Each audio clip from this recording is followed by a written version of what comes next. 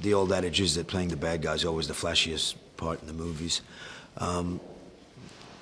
But the godsend in this particular movie is that I've lived through 3 Saws. If I get to live through another one, I'll be lucky. But being the bad guy gives you a lot of freedom to be devious, mischievous, and all that kind of stuff.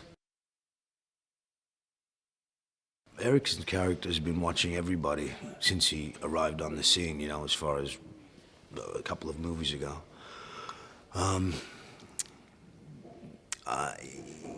He's a veteran cop who knows his stuff, and everybody should beware about it because he's not stupid.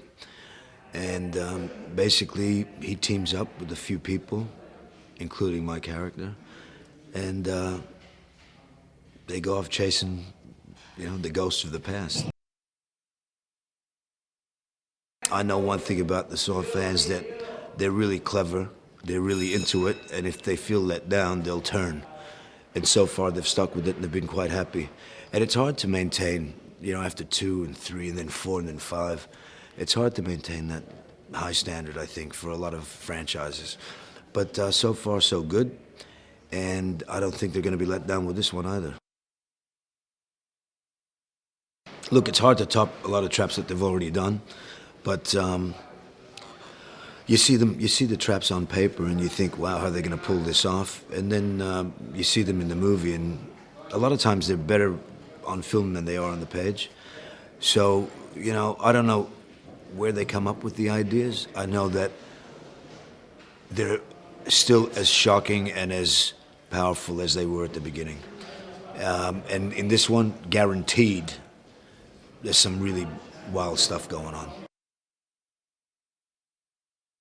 But we have a little mini genius that's doing this called Kevin. And Kevin, he's doing a great job, and he knows these movies inside out because he was the editor for most of them or all of them. So as far as all different personalities, but all have the same hunger, you know, and we're having a ball. Well, if you ask people, I'd say they think I'm the goofiest actor in the world, because in between, I tend to make a lot of people laugh, and I need to have a laugh with them, and they give it right back to me, which makes the day go faster. But one time I remember saying, when I was first here, I said, would you like me to be more of a serious actor? Because this is too funny. We're having too many laughs. And they said, no. So they approve. But I know one thing, when we actually see the movies, when they're done, you don't get a feeling that people were laughing too much on the set. Twists and turns as usual, some really horrific traps, and a